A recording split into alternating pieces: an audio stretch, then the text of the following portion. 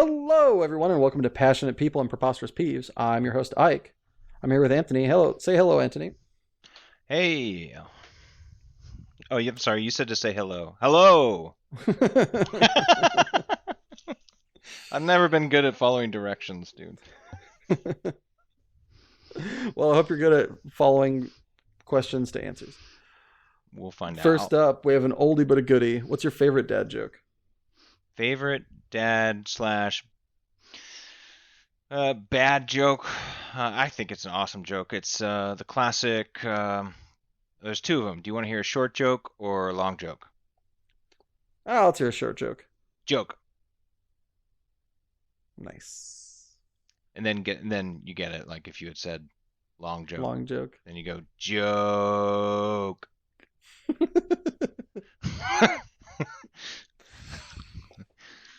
So, what's your favorite underutilized word? Please tell me Favorite. it's not joke. It's not. It's not joke. Yeah, no. So I think stabby is a word that is making a not a resurgence, but maybe just something that should be making a resurgence.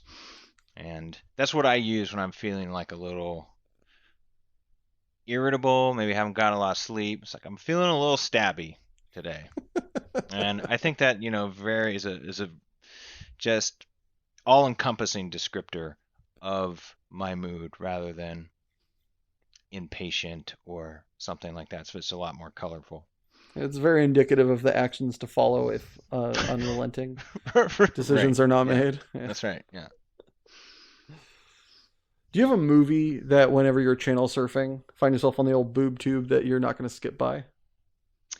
I can't say that there is. I do rewatch movies, but like there's nothing that has the gravity that is so strong that I will be pulled into like an area of singularity. I um unless I've carved out time to watch a movie, I I can't well, I can't say one that's like I'm just gonna watch this movie all the time. I respect that restraint. That being said, is what movie have you most recently watched for the umpteenth time, as it were? Probably Guardians of the Galaxy. Ooh, that's a good one. Yeah, First one was a banger, still is.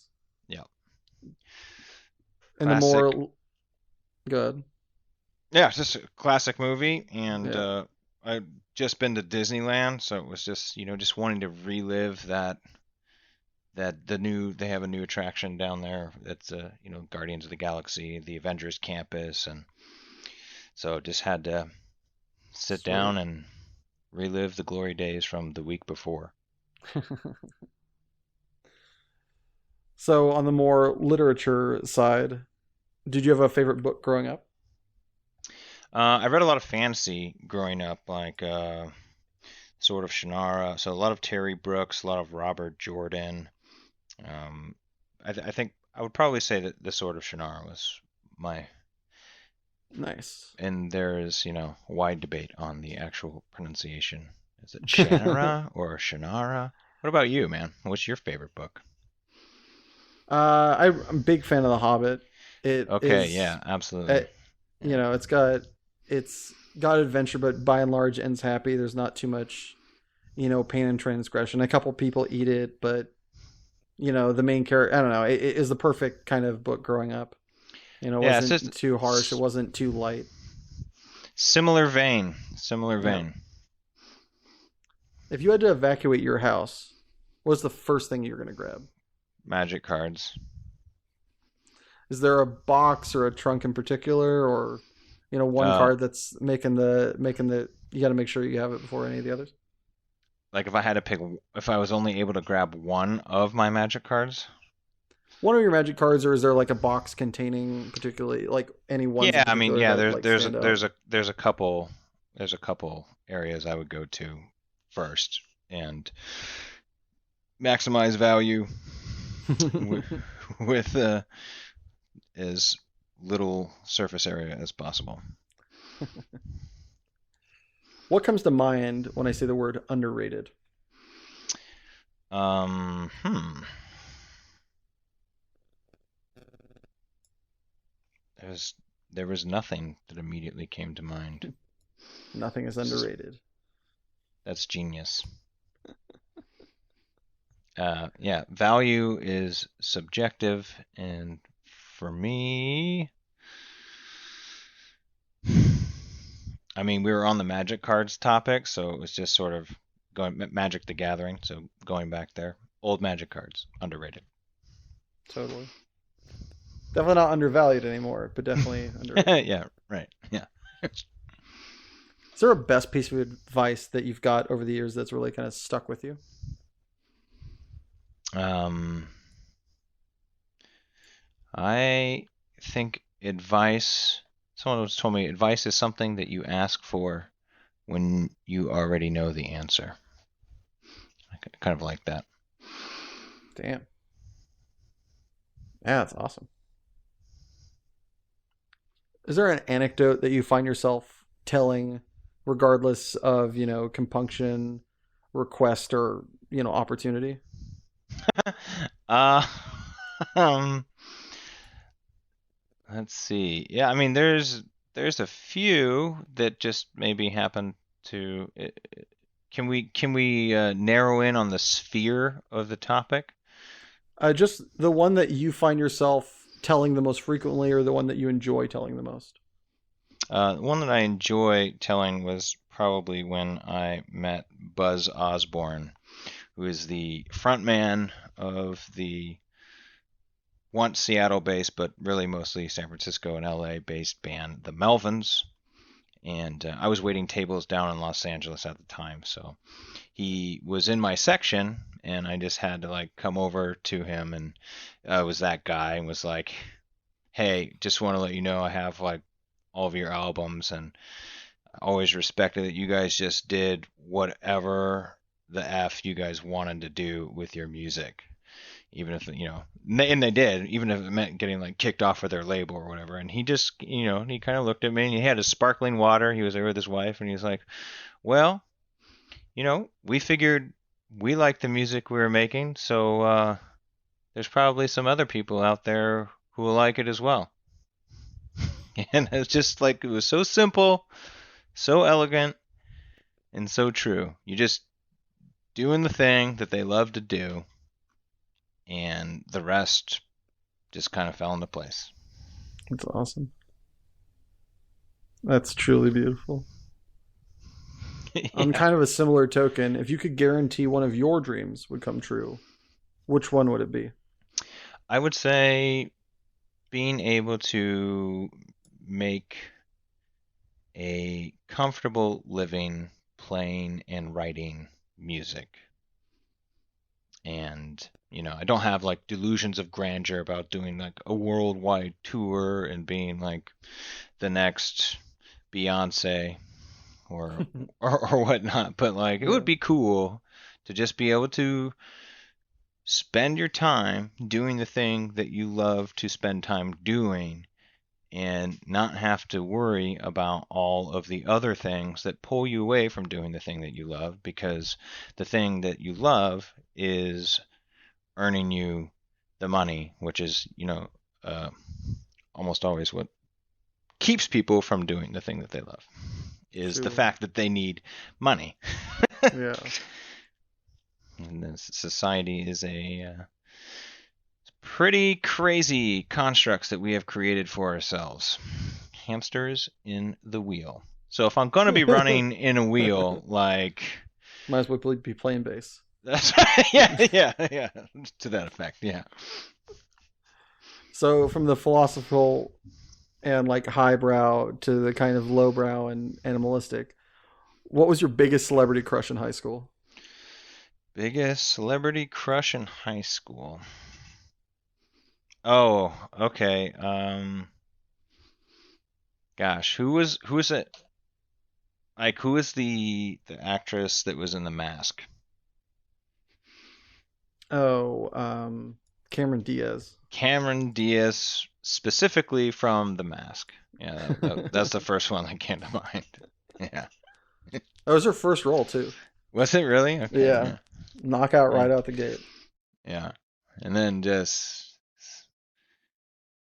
yeah, well, I don't know enough about her career to make any judgments about whether it was up or downhill from there.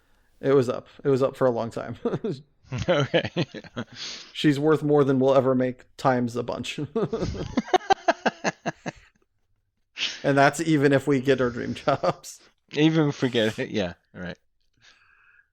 Speaking of jobs, if you could work any of the jobs you've done over the course of your life, but get paid the same as the job where you made the most, which job would you work? I guess like me pausing here speaks to how not enjoyable most of the jobs I've had in my life have been. Let me process this for a moment. Yeah, probably Paperboy. It was a it was a local paper 2 times a week. A few hours. We're just like time in, money out, easy answer. Don't know why it took me so long. Yeah. What Is there about something? Oh, for me, I mean, yeah. I've done the same kind of mediocre jobs most of my life, so Yeah. I mean, yeah, I'm probably working the best jobs. I just like dealing is what I've known for most of my life, so probably just, dealing. Most of the other jobs were shit. Yeah, it seems So, like you took to it pretty well, and there's a lot of math involved in that too, so I imagine you would do well. mostly on the math. There's not that much math. Yeah.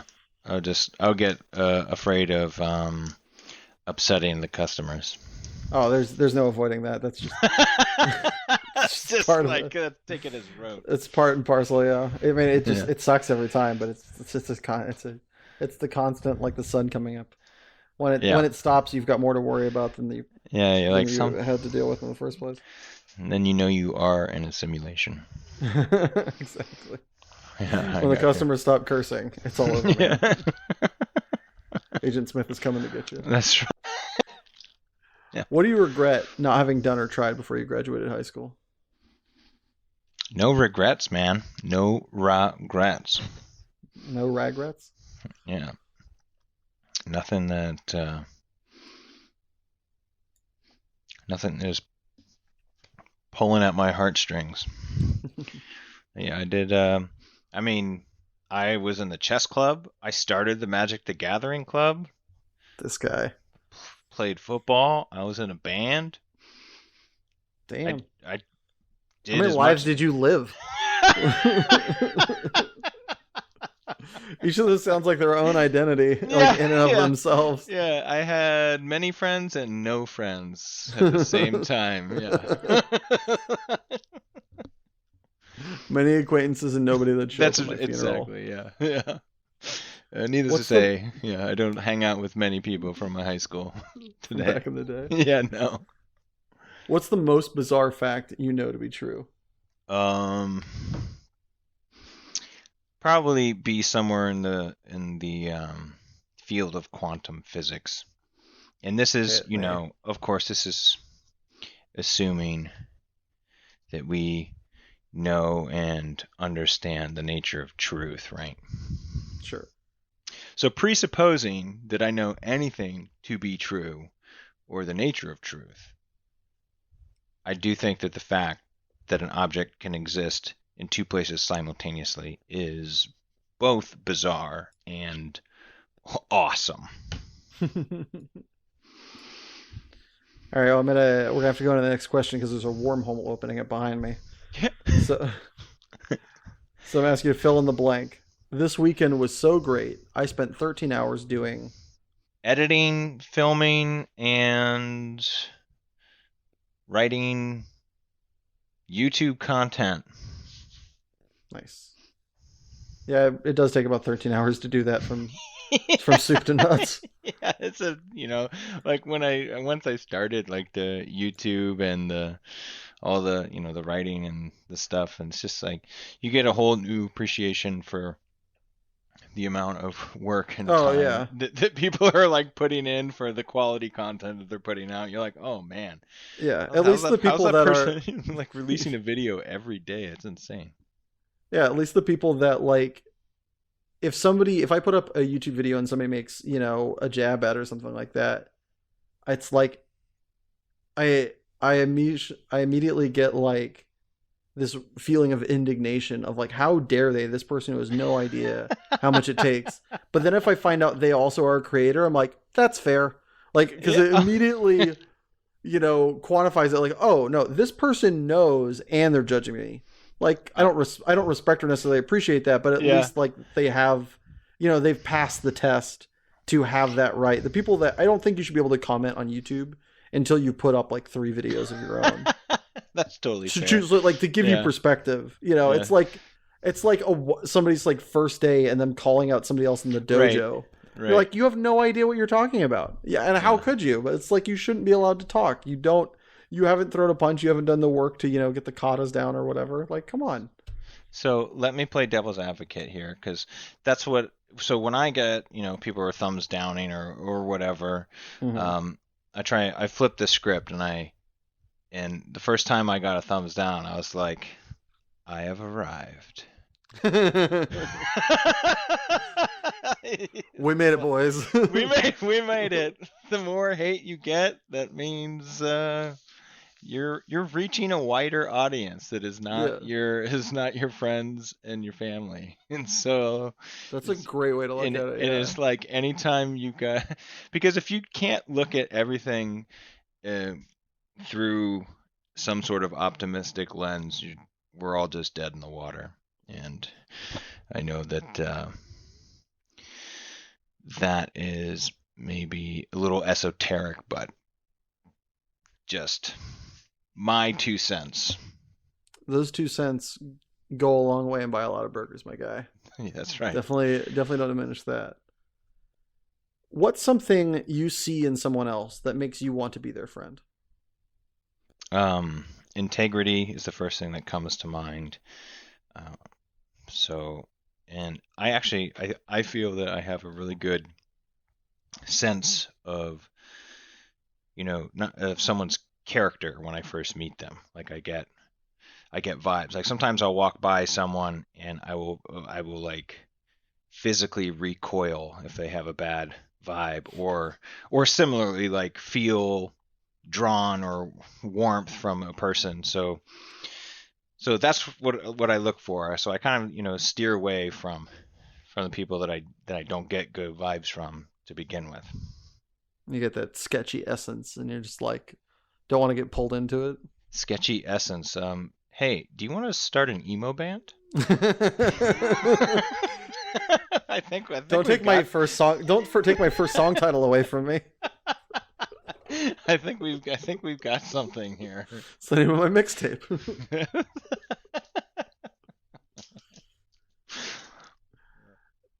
So, what do you wish you had started sooner that you currently do or have done? So again, I'm going to go a little outside the box. What I wish that I had started doing sooner was not giving a fuck what other people thought about what I was doing. That's what I wish. You want to leave that open ended or quantify that Um, a little bit? yeah, well, just like growing up, in your teens, your early 20s, like there's so much social pressures to be this or that, or like you're still finding out who you are. So, um, and even if you're good at something, there's always the voice in our heads that says you're not. There's somebody else that's better than you. Mm-hmm. And just being able to be like, yeah, I know there are, but this is what I'm doing anyway because it's what I want to do. And if you don't like it, shove it. Kick rocks. Yeah. Yes, right. Yeah.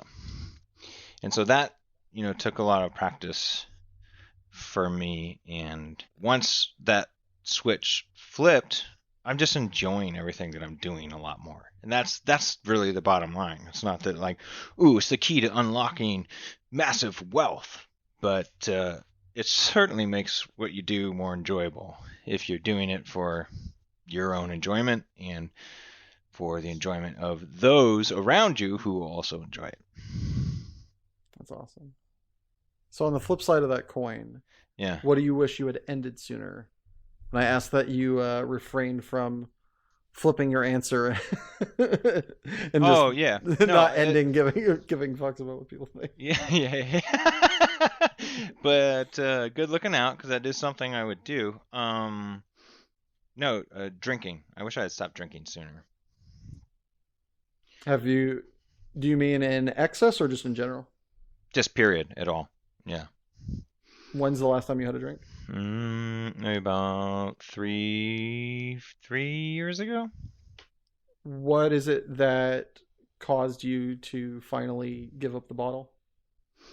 Um, it just it just felt sad at all of a sudden. Like it started as like a, hey, let's get in shape, and my brother and I, we did it for a year, and then we we did it again for another year, and then I just, like, all the time, all the money, like all the not feeling great in the morning, all of the time that you spend, because like we all have hobbies, and like a lot of people in my hobby for a long time was to go out with friends and have some drinks, and if we were playing a show or whatever we were doing, it involved drinking, and then that ends up taking up a lot of hours, and then after years of doing that, it's like I had a lot of ideas about what I wanted to do with my life, but I was never able to put them into practice because my productivity was never I never gave myself the chance to do the things that I wanted to do.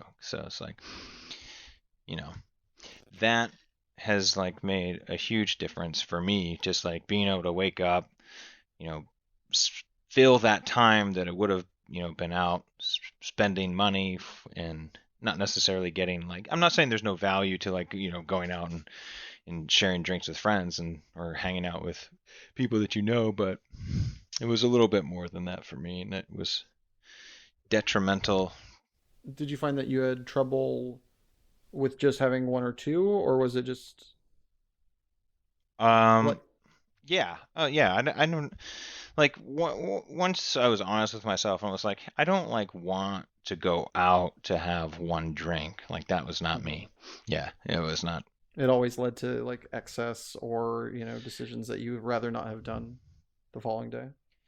Sure, yeah. So that this doesn't tie back into the high school regret question, because this was well after high school when I started drinking in college, and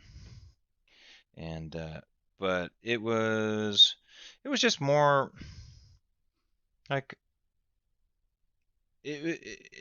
everybody was doing it, so Yeah. it didn't, but this is like once I got into my 30s, I was like, wait a minute.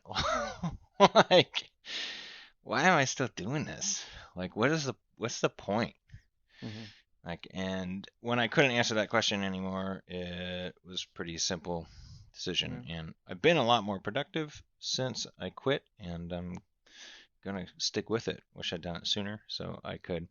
I also feel like, here's my rant on alcohol. We can move on after this. I feel like it put me in a state of arrested development. Um, And not the TV show. and not the TV show, which is great, except for season 4. Um, um, and that, so like being able to stop that, I was actually able to get to know myself a lot more and make adjustments that I couldn't see that needed to be made beforehand. Yeah. So one last question before we move on. Hmm. This is one I've always been curious with people who, Yeah. set down the bottle is, have you found it difficult with like friends and people that you hung out with, that you drank with? Like, have you had to distance yourself from them, or have they been understanding? Do you still go and hang out at bars, but just have a soda and hang out with your friends? Or how has that dynamic and those group situations changed as you've set it down? Yeah, well, I mean, that's really the hardest part of it, right? Is because you start running with people that are into the same things as you, and then when you switch, there's like a, I don't know this person anymore vibe for you towards them, for them towards you. So, yeah, I don't most of the people I choose to spend my time with now also don't really drink that much. Yeah, and like they drink, but yeah, like a lot of and I even my best friend who when I first told him I was gonna stop drinking, he was like upset. He was upset at me because I didn't want to drink anymore.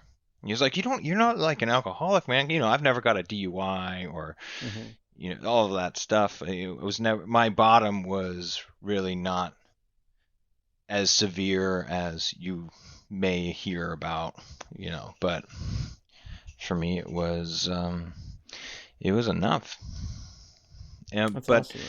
but yeah, there's a couple people that stuck around, and also it was sort of like I moved out of that environment, and so changing the environment also helps you be able to stick to it. So I didn't have to deal with like a lot of extra social pressures when maybe I would have been vulnerable to them.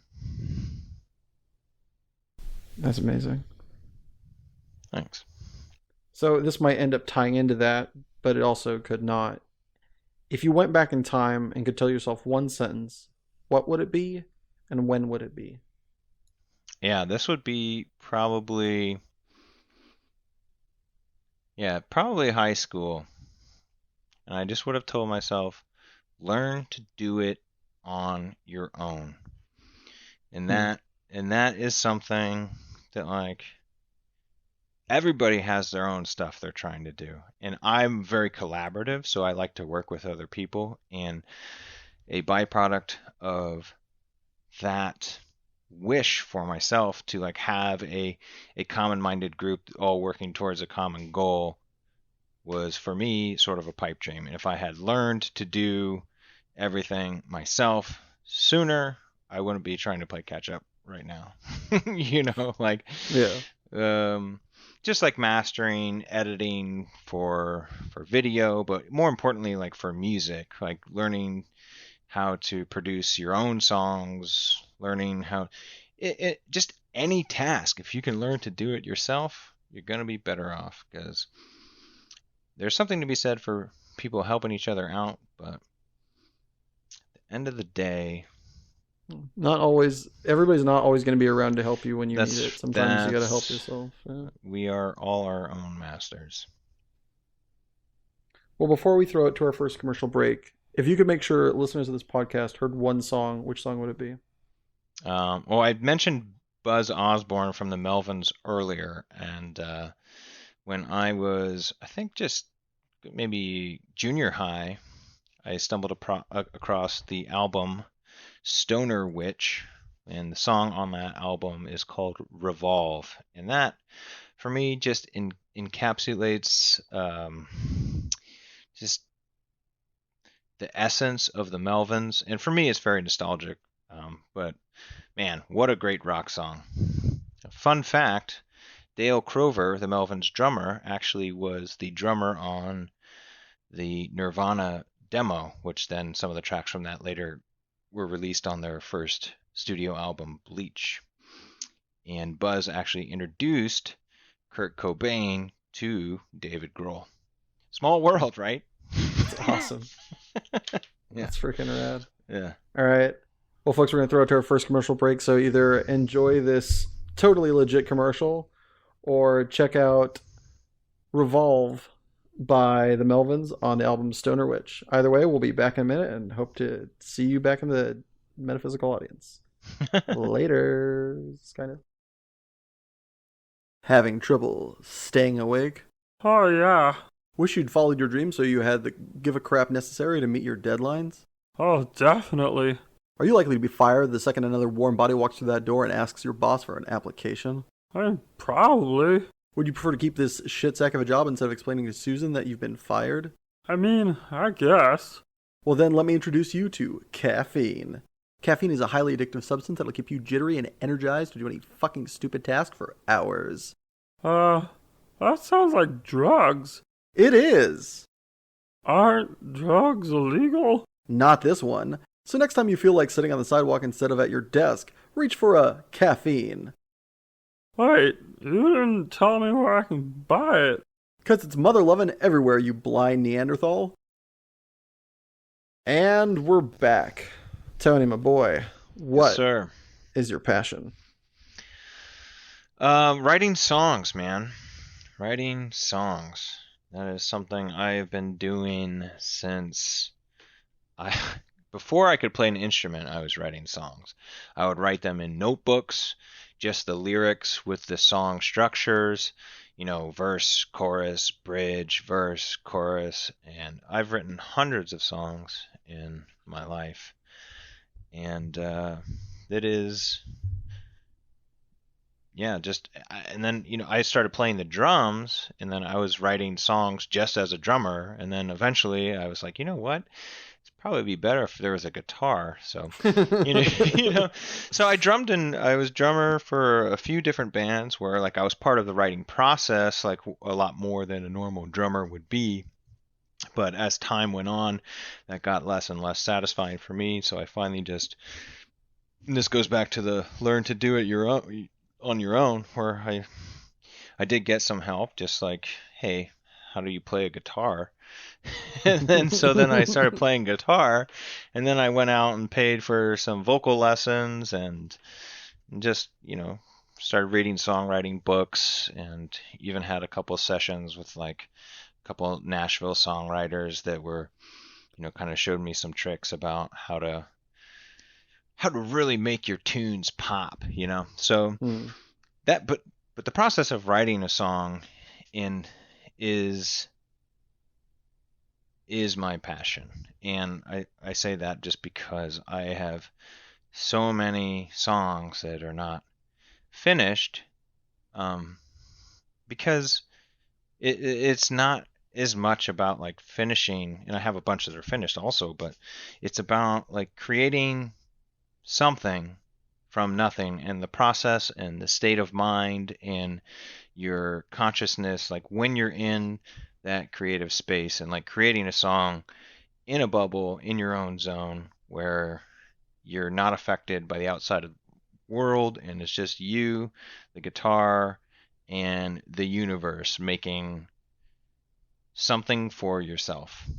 And so, because that's my favorite part of it, it's like once I get to a certain point where I have like chords and a melody that I like, and sometimes some lyrics, and then another one will come along, and I'll start on that because then I get to do that process over again. But for me, that is by and large probably my favorite thing to do. Is there like a band that inspired you, or music, or do you remember the circumstance that kind of really kicked it off? Like, what was the the jumping off point for you getting into this? Um, yeah, so like my mom played a little piano, my dad played guitar, so there was a guitar around the house. We had a piano in the house, and my brother, I'm the number three of four in age order of four boys, and my older brother started getting like into music, and he started playing the bass, and so it was immediately very cool to like play Mm-hmm. music because my big brother was doing it. Yeah, So exactly. I had to get on that train. So, but I also couldn't play the same instrument as him because that would not fly. Yeah. So I started on the drums, and I took drum lessons for quite a long time, and that was where it started. And then I met a couple kids who are still my friends today, actually, in fourth grade, and we started a band. And like before we all really knew how to play our instruments, and then we went out and like started getting lessons at our respective instruments, and played. I think our first show was our sixth grade talent show, Awesome.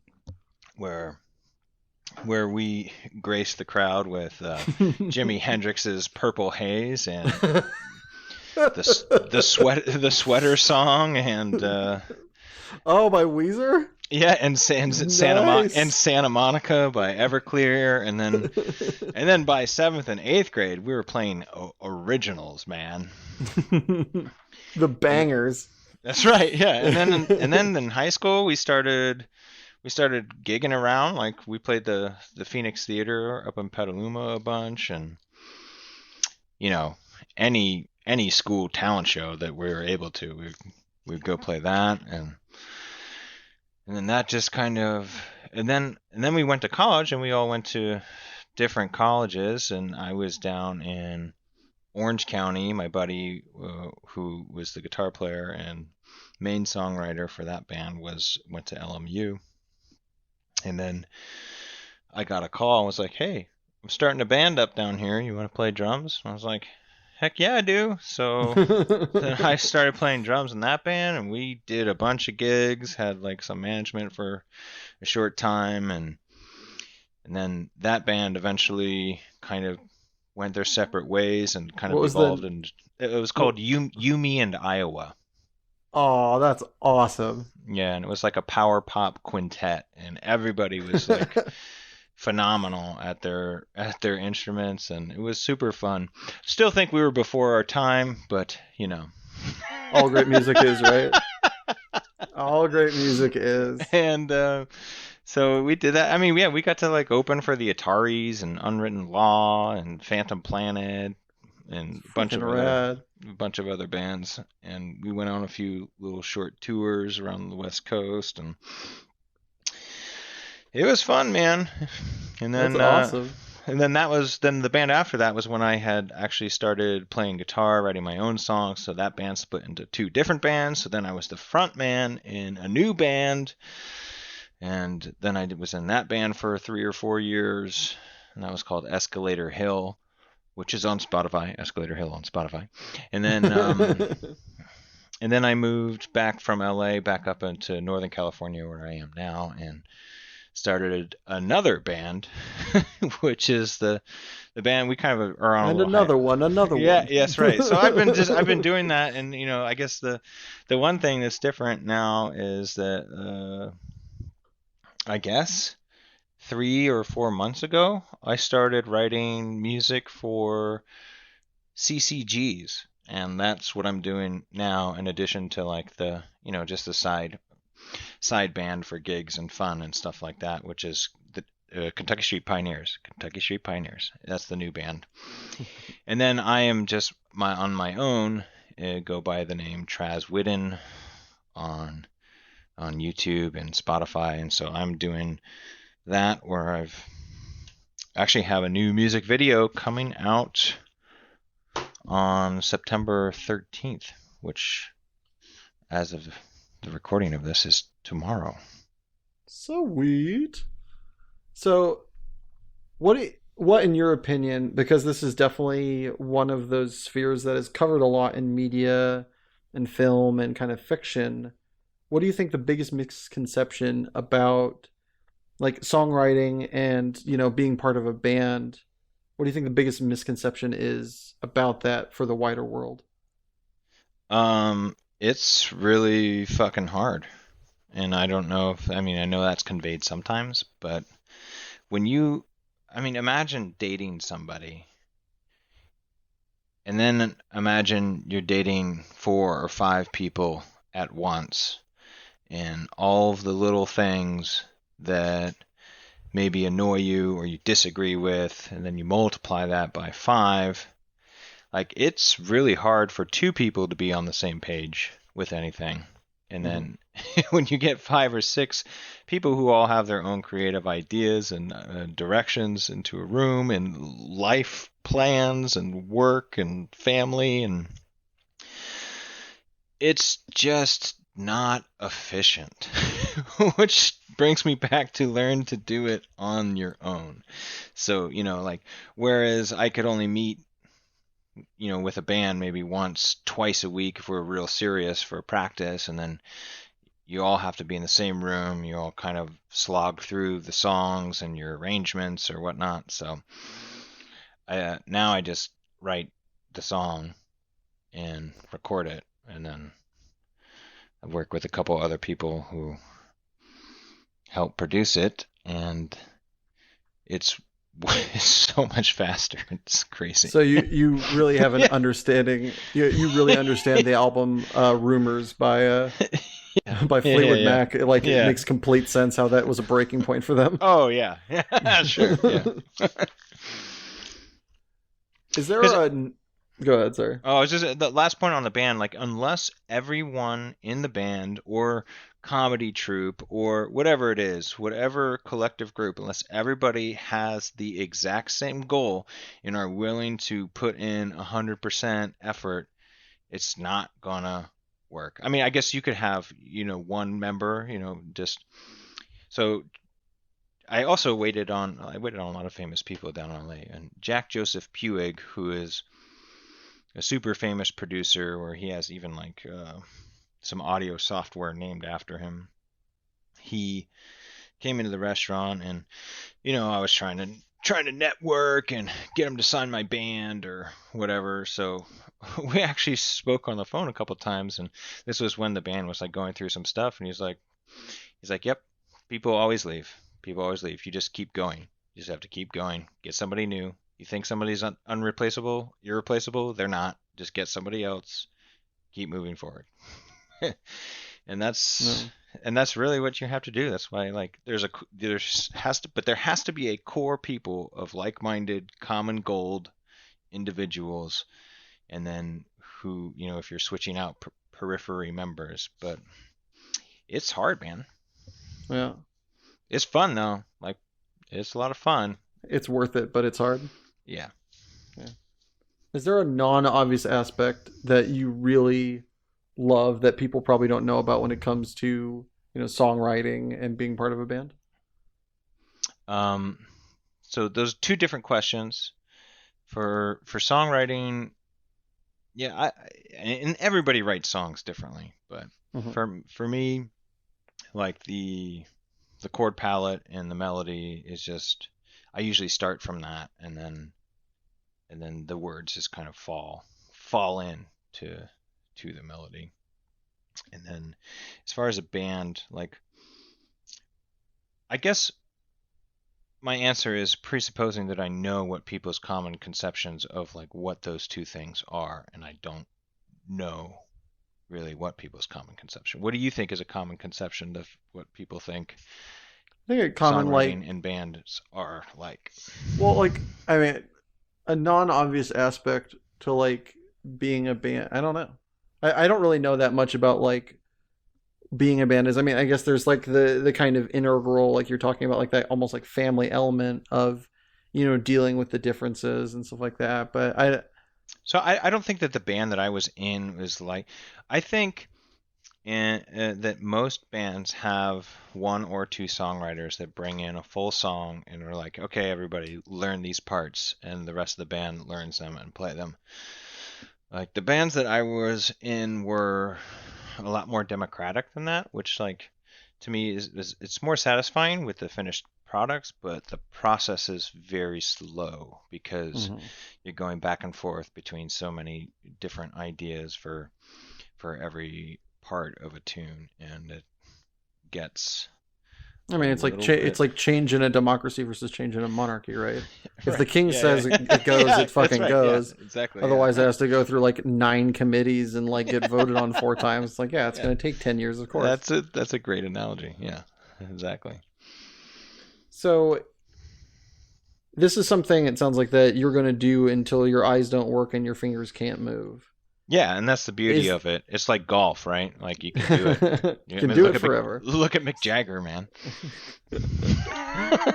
What is there anything that could truly make you, stop following this passion? Is there if some super being came down and said you're never going to make it, your band's, no band you ever have is going to get signed. This is always going to be a labor of love and not one of financial, advancement. So I haven't had a super being being come tell me that, but that is a conclusion that I've come to. But I'm still doing it. So that's what's up. now, if the question is if I knew for certain, then I think that takes a little of the fun out of it. I agree. Because part of doing a thing is and this goes back to the process, and it's not just like creating a song process, but like like take space for example. Like how many stars are there in just the Milky Way, or or the galaxy, or neighboring galaxies, the universe? What makes up most of space is exactly that, empty space. And it's the same thing, like for me, with our lives, where there are these little bright spots of like you taking off from this star and you're looking at this other star and you're heading towards it. But the majority of that space between is empty. So if you can't enjoy the journey between stars, so the space between the stars, right? Like that's, you got to enjoy the space between the stars, and that's the secret to life.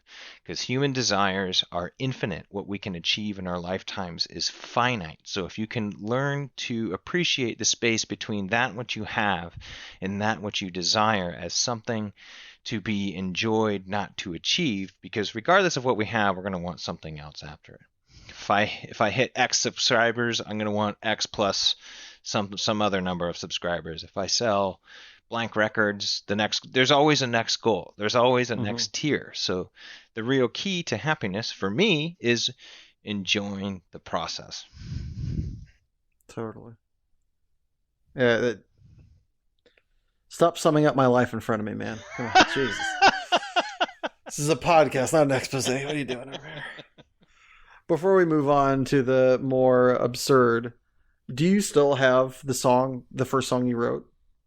No, I don't. Oh, yeah, God. I don't know what the first song, like true song that I wrote, like I could point to one and say that as a because like I had a bunch of little songs that I wrote for this girl or that girl or something that didn't get recorded, but like when you asked me what was the first song you ever wrote, like the song that comes to mind is called Get Up, and it was from my debut album of Escalator Hill back in 2011.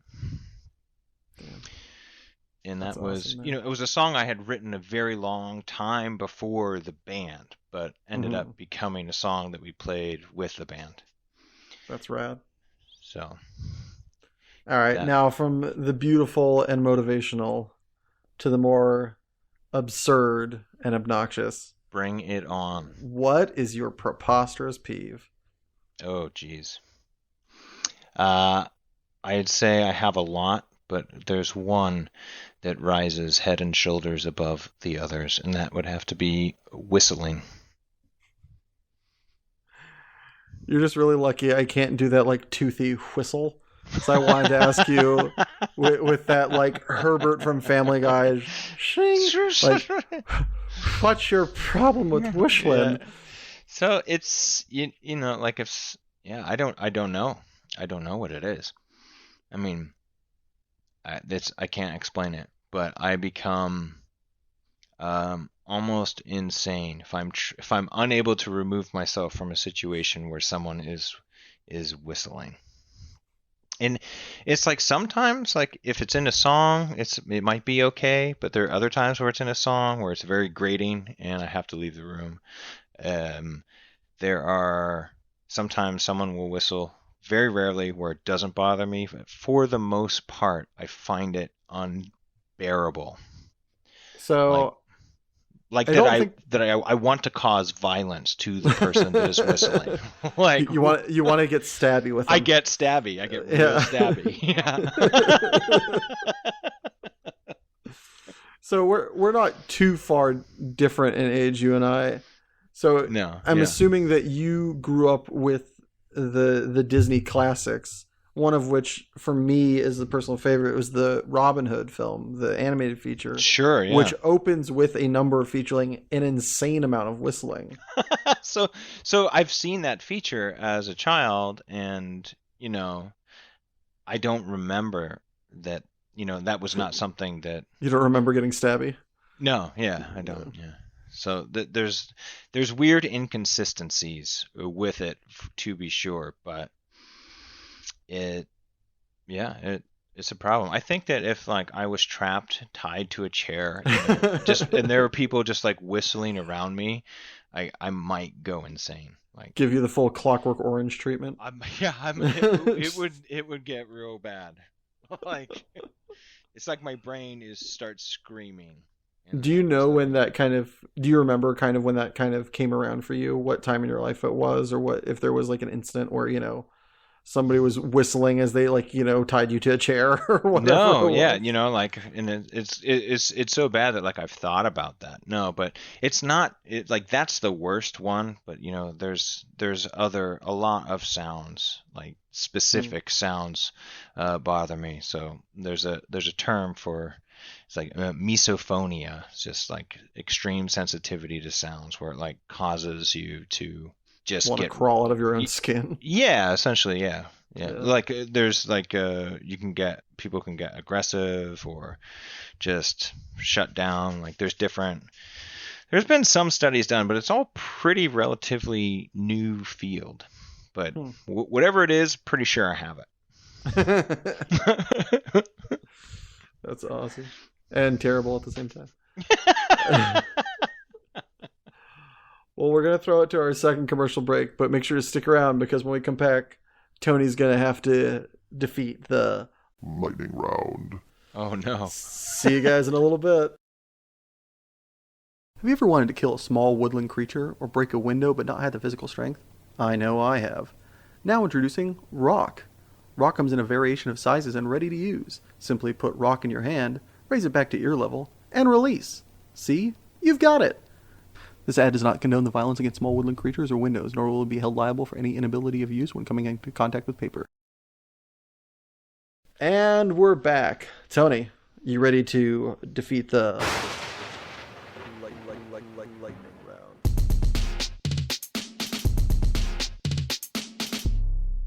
Lightning round. Let's do it. All right. Put however much time it takes to defeat this on the clock. Did you ever cheat on a test in school? Yes. Lions, tigers, or bears? Lions. Caffeine or alcohol? Caffeine. Are hot dogs sandwiches? Sandwiches. Oh, are hot dog sandwiches? No. Oh. You're having the best day of your life. What happens next? Another amazing thing or something terrible? Amazing. Bow ties or suspenders? Bow ties. Is there a god? No. Neapolitan or Spumoni? Neapolitan. Are we alone in the universe? No. No one's looking. Do you put the cart back or leave it in the parking lot? Leave it in the parking lot. Kill the spider or get an adult? Murder. Pineapple and pizza or fist fight? Pineapple. Have you ever paid more for a meal than you made in a week? Yes. If you had the power to see the future but couldn't change it, would you use it? Yes. Red or blue? Blue. Is there a price for you to give up your passion forever? Yes. Shakira's voice in Danny DeVito's body or Danny DeVito's voice in Shakira's body? The former. Wine or beer? Wine. Over or under? Under. Salsa or Lindy Hop? Salsa. Dog or cat? Dog. Sunny side up, scrambled, or hard boiled? Scrambled. Which do you max out first? Intelligence, charisma, or strength? Intelligence. Can billionaires be ethical? No. Which one of your parents settled?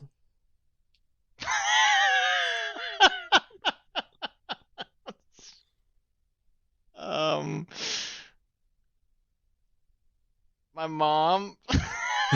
I hate that question. Would you rather have your inner monologue sound like Gilbert Gottfried or Fran Drescher? Gilbert Gottfried. Popsicle or Klondike bar? Klondike bar. Congratulations, Tony. You've survived the lightning round. Barely. Jeez. Whew. Got in just another wire. Use the whole clock and nothing but the clock. So that's right. Yeah. So now that you've survived the lightning round, what lightning round question would you like me to ask me and in turn be asked of future guests? Are Cheez-Its addicting? Yes. Can't have just one. Once you pop, you can't stop. Wait a minute. It's real dangerous. Yeah. I may They're not drink dangerous. anymore, but you may find me passed out on the couch with a couple empty Cheez-It boxes next to me. Oh man. Is there anything you want to plug, recommend, places people could find you or your content? So right now I'm starting a Magic the Gathering YouTube channel. It's called MTG Open Mic, where I do bizarre shorts and MTG music and CCG music, which is collectible card game music. Some of the other references from earlier in the show, some bands I've played in: Kentucky Street Pioneers, you can find on Spotify; Escalator Hill, you can find on Spotify; and Yumi in Iowa, you can find on Spotify. And I think that's all the plugging that I have. All plugged up, all the holes. All of them. Well, thank you so much, Tony, for being my guest today. Yeah, heck yeah. Thanks for having me. That was super fun. Yeah, it was a blast. And special thanks to my editor, Richard Ashford, and my composer, Joshua Gibbons. And especially thank you, everybody listening at home, or wherever you found the time to appreciate this. And if you want to listen to more, you can find more episodes put out every Monday at midnight on Soundcloud at Passionate People and Preposterous Peeves, or on YouTube at Passionate People and Preposterous Peeves Podcast, all one word with an ampersand in the middle. And remember, folks, Post-its are sticky, cactuses are prickly, so don't stick either in your mouth. Have a good night.